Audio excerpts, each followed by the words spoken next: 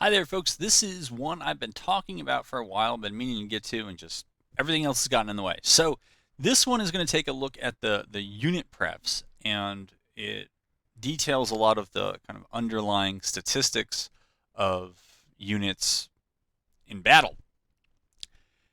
Anybody can get to this. There's no secret sauce, but I'm going to do two things. First, I'm going to show you how to get to it, and then I'm going to turn to a Google Doc where I've gone through it, and it ends up being a 50-page Google Doc. But I'm not. Don't worry, I'm not talking about all of it. But I do want to call out some of the highlights of things that I thought were really interesting. So, without any further whatever, to get to the UnitPrefs, you click on Grand Tactician. You right-click. You go down to Properties, and you left-click. You go to Local Files. You go to Browse.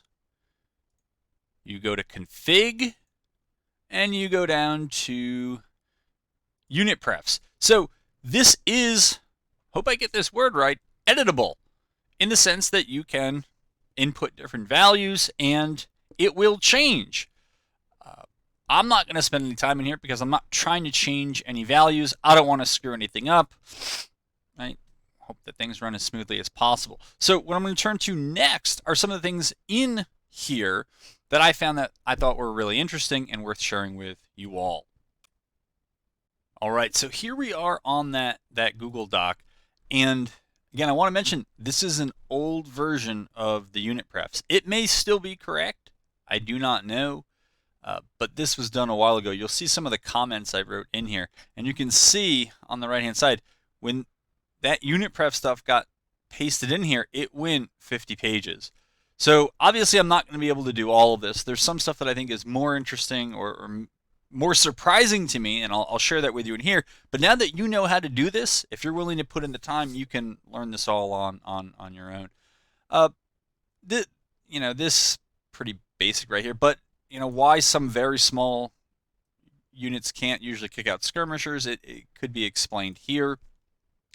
Though I think this only applies to brigades, because when I did the Battle of Bull Run with the Regimental battle, they still kicked out skirmishers, and they were smaller than this. But anyways, again, here's the information for it. The difference between kind of relative and I didn't know that these were two different values right here until I read it, but the attack speed is not the same thing as the ability to run, which I believe you can get with the Zuov perk. A lot of this stuff looks like it repeats because it's describing different units. I thought this was kind of interesting, right? You might potentially be able to just switch units and give them the ability to run. First up, they talk about cavalry, all the details for cavalry. I thought line of sight might be good to know. There is going to be one for Cav scouts at some point, and they have, I think their line of sight is 350. And so that's why they're especially good at skirmishing. It's not just that they're a little bit in front of the parent cavalry brigade, it's that they have significantly increased line of sight. Then comes artillery, and you can read all the stuff for that. Skirmishers, this was good to know. So this is why skirmishers, right? They're faster, and so they're going to be more maneuverable than your brigades. That's fine. And when they run, they really hoof it, and I believe that is faster even than when we see unit route. I think their speed is 2.0. They're actually faster than that when they run than infantry when they're routing. And I believe the only thing faster is cavalry. I think horse artillery battalions, I think their speed is 2.0. So anyways, that's that. Okay. I'm not going to repeatedly call attention to this. It's not worth it. But I'm not always sure what these things mean. So part of this is from the devs. I think that's what's in the UnitPrefs. But then the other part is I'm not really sure what it means. So that's my kind of commentary on it. And later on, I just carved this out into separate comments. So I'm not really sure what all these values are. Again, I'm not an expert. I can just show you how to get here and just share with you what I found were interesting.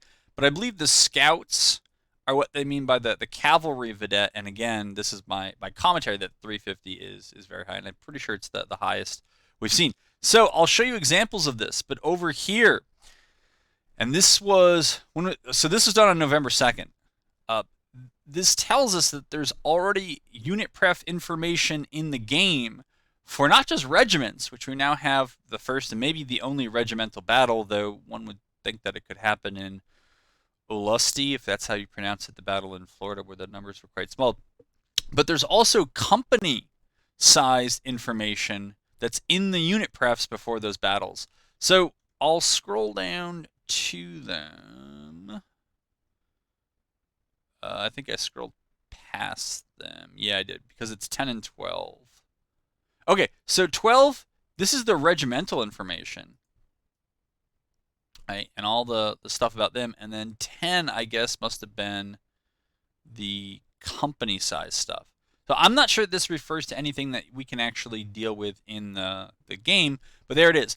And while I'm here, and I think of it, this is not planned, for folks who are experiencing some lag due to the 3D models and the update, I don't know that I would do it at the company level. You might want to do it, you might want to find the brigade, and you can change the number of sprites per unit. And so basically you would end up with just fewer models on the field, and maybe that would reduce the lag issues. I don't know. It's my best guess. I really can't do better than that, but that's what that is. All right, I think we're going to make quite a bit of headway through this, and then we start. Oh, so this is just the re-mentioning of the regimental. Well, this is the regimental block, and then there's this section here where there's going to be a little bit more that I find interesting. All right, so here we go. This is telling us how terrain, right? The slope of the terrain affects the movement speed over it or up it, or I guess presumably down it. Again, the level of detail that is here in the background. As I noted, for these, it tells you the distance that the skirmishers are initially kicked out, and it also reminds you of how far away you need to be from other enemy units in order to kick out skirmishers. Sometimes if you try to do it and nobody's kicked out and the brigade is long enough or large enough, and it should be able to, and you can't figure out why, that's the reason, that there are enemies too close, and so you can't do that. And as I'll note below somewhere, this is worth remembering so that you can block the opponent, in this case the AI's ability to kick out skirmishers, if you can close your own forces in too close. Yeah, this is what I mentioned just a minute ago. The speed factor for routing units is I assume it's 2.0, and there's not much that can do that. The standard retreat distance due to route, right? You can read it, so there it is. This I've started to man. Yeah, all right. So this I've started to see more of in game, especially when I send skirmishers after artillery that's kind of been left out on an island by the AI. Is the artillery just starts withdrawing and usually getting shot, and I think it might make sense to just reduce or eliminate that in many cases, because if the enemy is that close, the artillery, even if it's limbered, is not going to move away that quickly, and they'd probably be better off shooting whatever canister they have. But that's just me.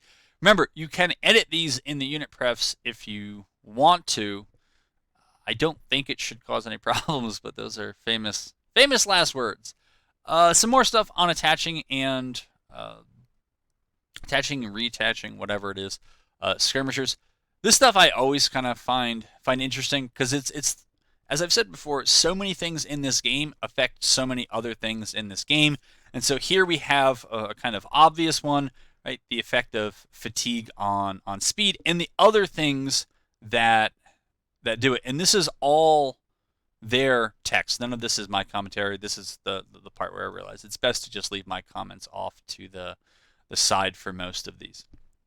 So if you wanted to make fatigue, like in my 12 demands of Christmas, I did a lot on, I wanted like a hardcore mode. I think you might probably not be able to get those things down, but if you really thought that fatigue was not doing enough or whatever, you could affect it in here. And I've also mentioned in my videos that fatigue really builds up during melee. And so here's the kind of data to support that. Right, double quick is 5. And being in melee is more than twice the fatigue drain for those units. All right, this is kind of how you get it back, or this explains some of the things that affect how quickly you recover fatigue. So if you end up in melee, with cavalry, if you do what I do with the assault columns and infantry, right, they're powerful, but even if you win those combats, one of the downsides can be that your unit is drained and can't be that much more effective until it recovers its fatigue. And so these are some of the things that affect fatigue. This, as I noted on the right, is just interesting to me because I don't know what bad gun condition. I haven't seen anything about that ever pop up in game, but I assume that it's there and that bad guns need to be swapped out for better ones in supply depots or nearby markets. I don't know.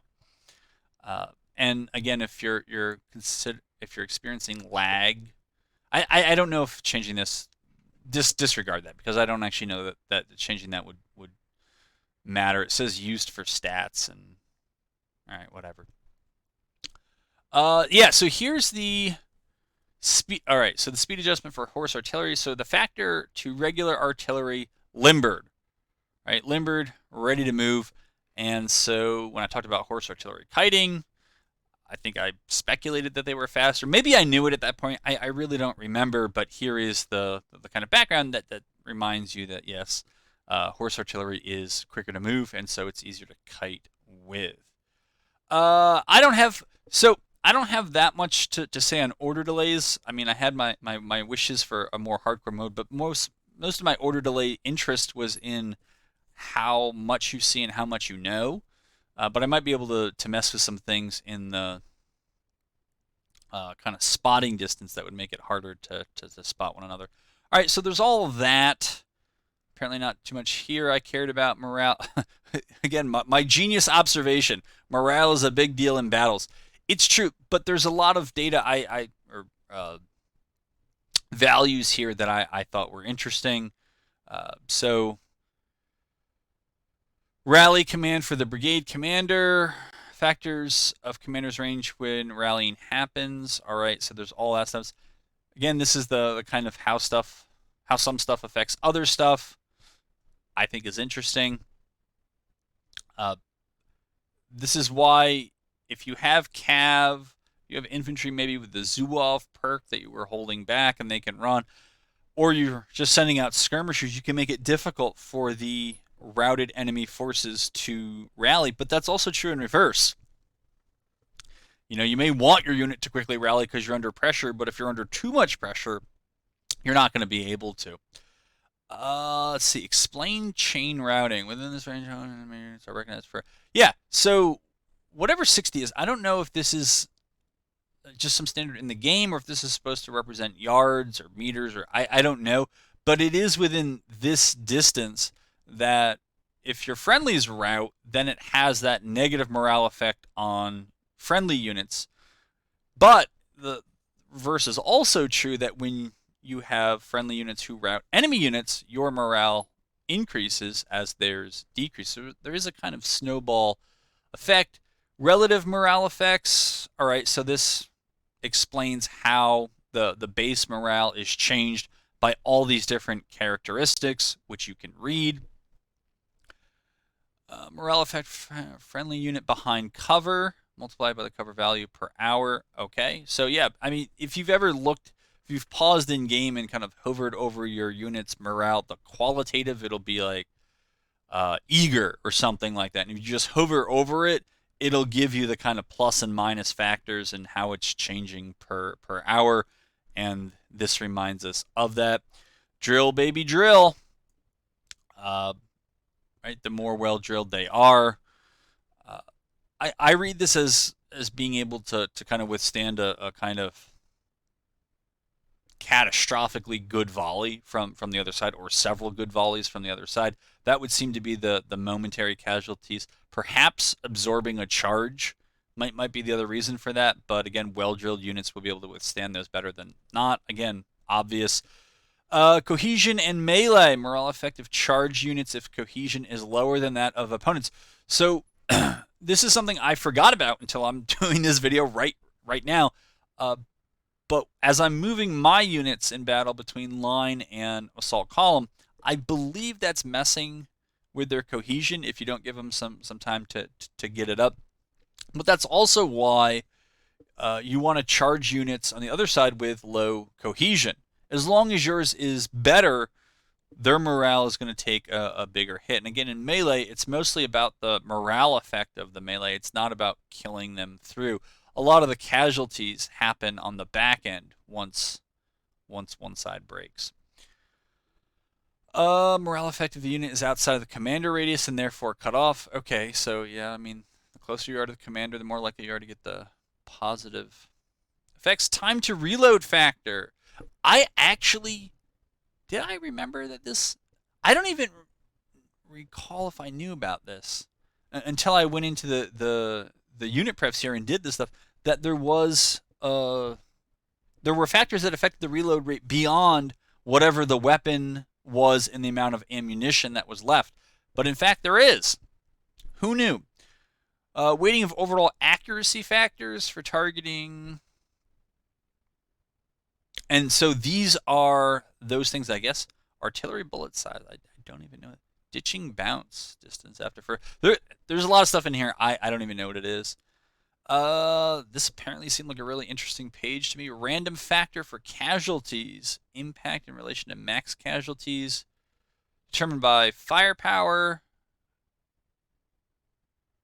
Okay. General casualties. Influence of experience on accuracy. So more experienced units are more accurate. It depends on, right, the weapon, plus their experience, plus their morale. That's pretty interesting. And yeah, this is why, all right, I noted it over here. So this is why your artillery will get a little bit more accurate. Their opening volleys are not as accurate because they're still trying to find their range, and they should improve after that. Experience effect on reloading time for inexperienced troops. So yeah, less experience, or for inexperienced troops, reload slower. Canister range and percentage. So this, yeah, okay. But this is also why, and this always seems strange to me in the game, that the rifled artillery have longer canister ranges than the smoothbore, which always seems a bit strange to me, because I don't see how rifling would improve the accuracy or even the range of canister rounds. I don't know. I mean, I know very little, but it doesn't make sense to me that would be the case. But that explains why the rifled artillery guns have a larger canister range. If you've looked at that dash line in your artillery's cone, that's the canister range. All right, reduction of accuracy when unit is exhausted. So, high fatigue, you're not going to be as accurate at range combat. Not only are you going to be less effective in melee, but you have these other things. Reduction of loss behind cover if explosives are used. Yeah, so, right. So I did make this comment here, which is that when units are in cover, the best artillery ammo for that is explosive, which kind of might not make sense. Sometimes it makes more sense, like, oh, you would use shell because you want to penetrate the cover, but you can't, or you're not going to get as much of an effect because of the way the values are input in here. And so that explosive stuff is better to use against units who are in cover. This is I've talked about this a few times in videos. So units are skirmishing. So skirmishers or scouts. I don't know.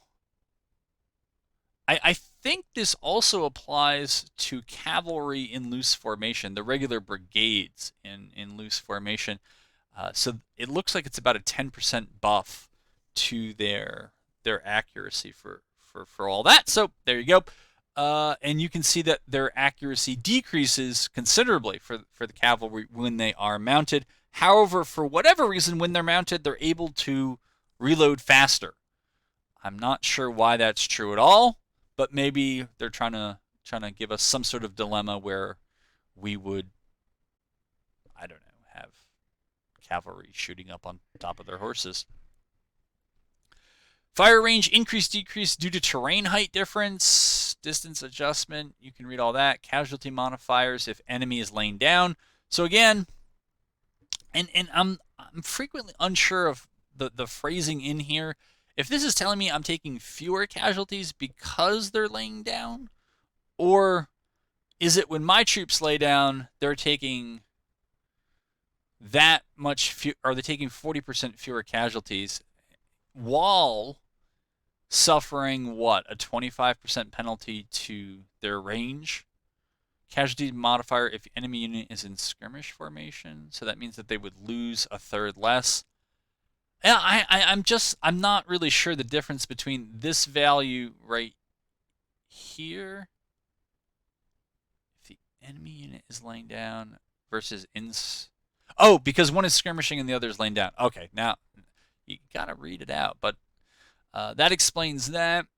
So this, yeah, this is why I've been doing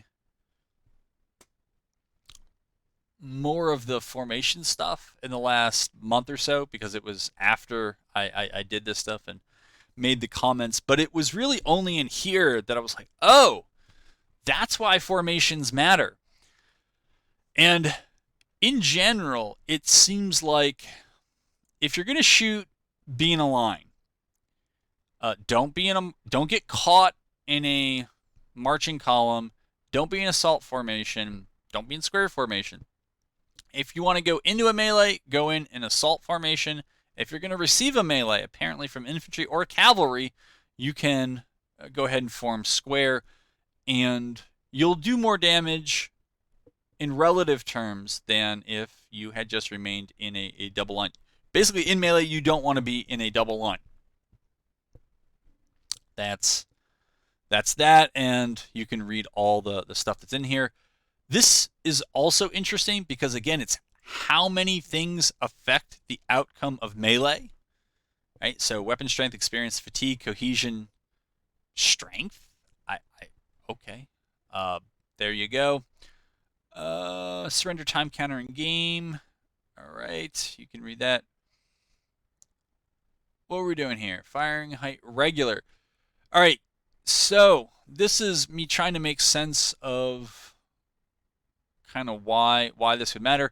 Again, the firing height for Cav should be slightly greater than firing height regular just standing.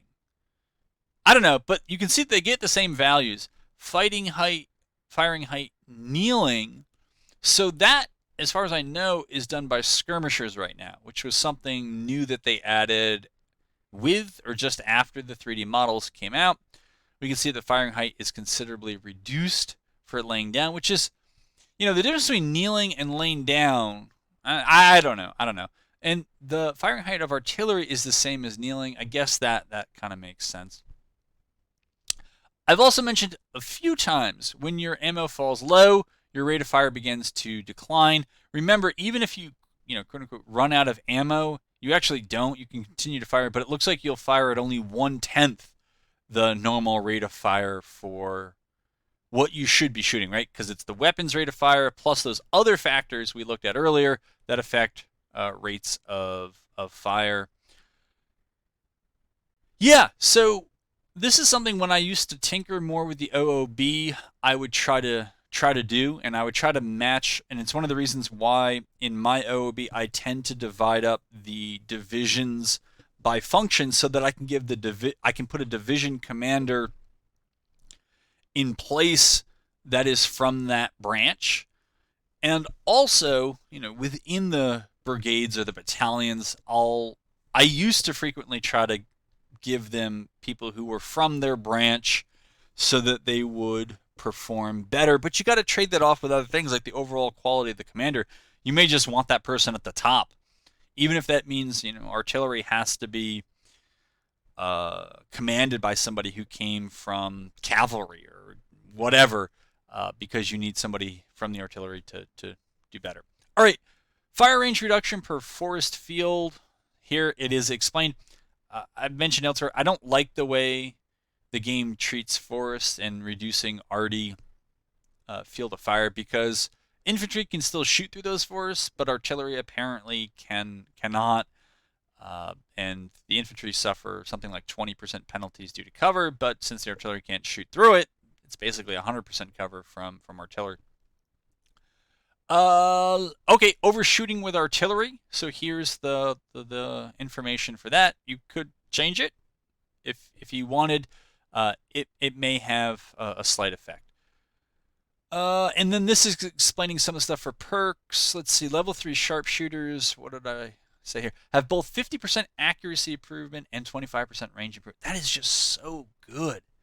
That is so good. I know that I'm starting to experiment with offensively and defensively kitted brigades, but I still think that that's just a great all-comer. If you don't know what a brigade is going to end up being, you just give them the sharpshooter. It levels up by firing at long range. I do that anyways. Whatever. Zouave. So this, yeah, I thought from the description, once you select the Zouave perk, the way it levels up is by the unit fighting prone. I'm pretty sure that's what it either says now or used to say. Yeah, I don't know. Though I will say, if you compare it right over here to level up the sharpshooter, it's, excuse me, 0.01. But here this is actually twice as quick, but I think it's because if you are doing it prone, the assumption is you have less range. That's actually something that it's probably better on the attack because it enables the Zouaves to weather the fatigue better and to run. But it's something for me, I would probably get it by doing a lot of fighting behind breastworks prone. All right, other things that are just explaining. So if you wanted to level your perks up much faster or more slowly, then go ahead and do it. Like I would maybe slow down the engineering perk, which I feel like once you select it, it's easy to get to level 3. But I would also probably want to go in here. So here we're doing cavalry stuff. And I don't know, I would try to change these stats for artillery because, as I've mentioned in other places, I've had artillery that have been in the game for 3 years. They've seen a dozen engagements, and they don't even get one perk. And that just doesn't feel right to me. And they've been engaged. They're not just sitting back, but they're doing a lot, and it never really shows up. All right, I think that was it. Yeah, there is some interesting stuff here at the end, but there was nothing I felt had to be included in here. Again, showing you where it is kind of turns it into your sandbox. You can either explore it like this. I would recommend if you're just going to explore it, don't do it in the text doc in case you accidentally change a value or something like that and screw things up. I would move it somewhere else, but I'll leave it up to you. I hope this helped. There are a few other plans for other tutorials that are in the works here, and then of course we have the ongoing campaign we're in. I hope this helped, folks. I hope you enjoyed it, and hope to have you back here for the next one.